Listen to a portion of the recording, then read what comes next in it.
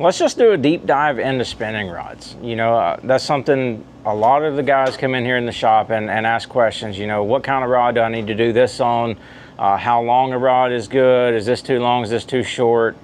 So forth and so on. And this year I went to Phenix rods, and the Feather series has been my go-to. They have an action. They expanded the line this year, pretty much an action for anything that you want to do, and a lot of different lengths. And with that, going to really set in on this one series. So this is a 7-foot one.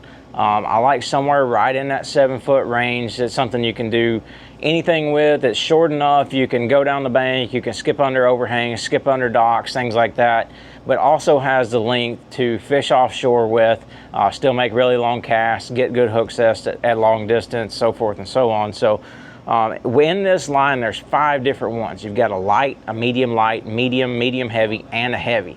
So, it's really tailored to any technique, any bait that you want to throw specifically. Starting out with the light right here. So the light is one really that is probably, to me, very technique specific for baits that you really want to have a lot of action imparted with your rod tip too. I always like to explain things to people. Say, you're throwing a topwater walking bait.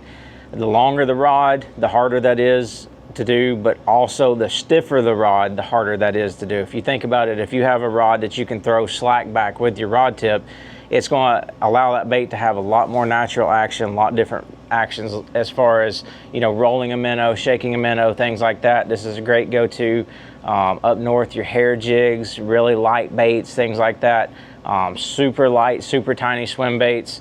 But then diving into the medium light, and that's what I really like that one for. What I've found so far this year, your little pro swimmer style baits, 2.8, 3.3, 3.8 style baits, something like that, where you can still have a really light wire hook, but you can still get a decent hook set.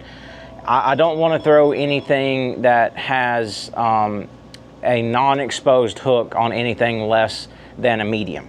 And if I really just had to pick one rod out of this whole lineup, and the one I do use the most is this just straight medium right here. This is my wacky worm rod, my shaky head rod. I've thrown a drop shot on it. It works for that as well. Drop shot, I'd probably go more medium light if I had the 2 different ones, but this right here is just really the do-all. And depending on the different manufacturers, some may call it a medium, some may be a medium heavy, things like that.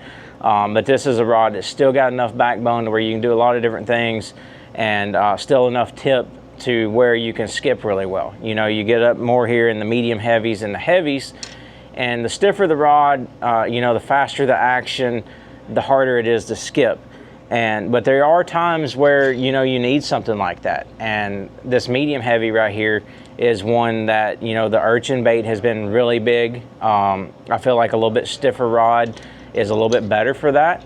Yeah, you're still imparting the action with the rod, but you're using a little bit heavier gauge hooks, things like that, and that's something that's very important to keep in mind as you go along. So starting with the light to the heavy, if you're going to go up in power, you need to go up in hook size, hook diameter, things like that, so you don't really straighten those hooks out. If you try and throw like the 1/0 light wire rebarb or something on one of these heavier rods, you're going to have a problem. You go back down to the medium or below and you're going to be just fine with that. So the medium heavy to me is kind of something that you can throw like a bigger shaky head, things like that on as well. But urchin bait, bigger shaky heads, things that have bigger gauge hooks and oftentimes are not exposed is where I'm going to lean with that. And then the heavy, a lot of guys like a big stiff spinning rod for certain applications. I do have this in my boat.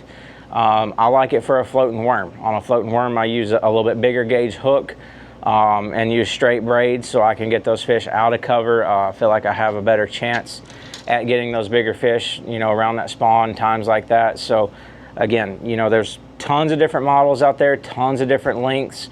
At times, I never go under this 7-foot 1 range. Besides, occasionally I'll throw a Recon 6.9 light with a minnow, things like that. But you can go in this 7-foot range, cover all your bases, and be just fine. And to me, you know, this feather lineup is by far my favorite, most complete lineup of the bunch.